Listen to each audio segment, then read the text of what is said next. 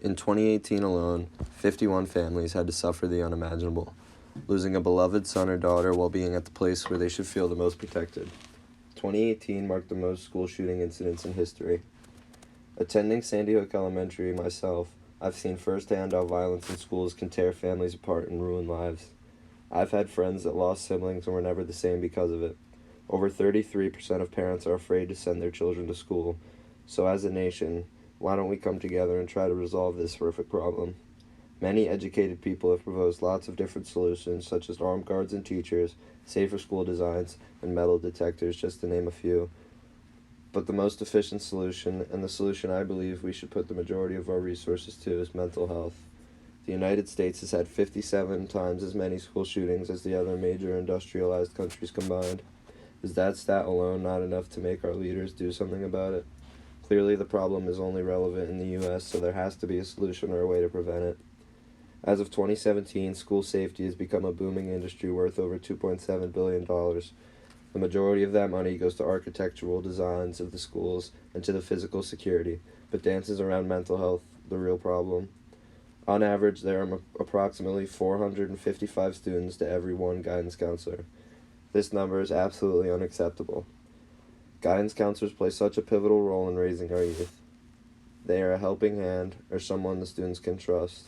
They are an outlet for a student's anger, and they give the students the feeling that they are loved and cared about. How do you ever expect a kid to feel special by someone who has to handle the emotion of 454 other students?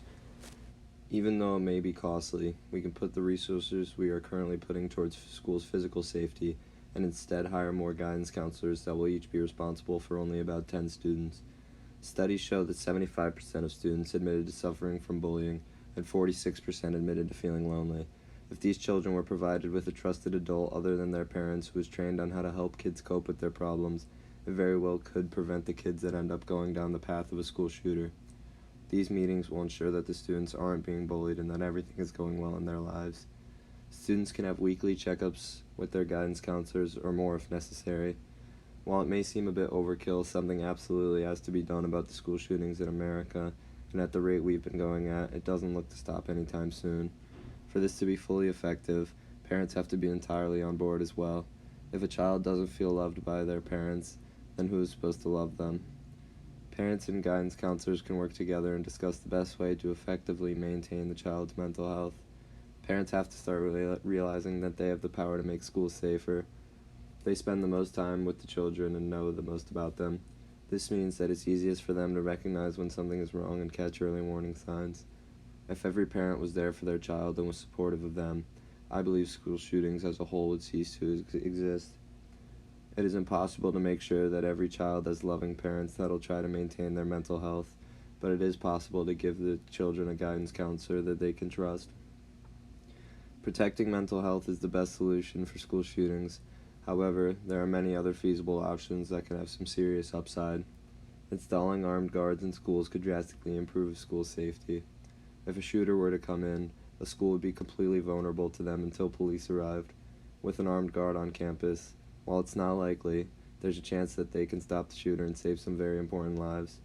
Another common solution is to improve the safety of the school through its architectural design. The reconstructed Sandy Hook Elementary is designed so that anyone approaching the school can be seen from any angle. It also has multiple 3-foot bridges that require crossing before entering the school. Lastly, they have ID badges that are required to enter any door of the school. While all of these solutions can improve a school's safety, there has been no proof that they actually will.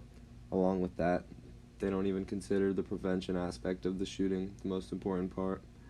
If a kid is at the point where they're going to shoot up a school, an armed guard and some bulletproof windows is not going to change their mind. At that point, nothing will change their mind. We have to reach the children before they ever get to this point.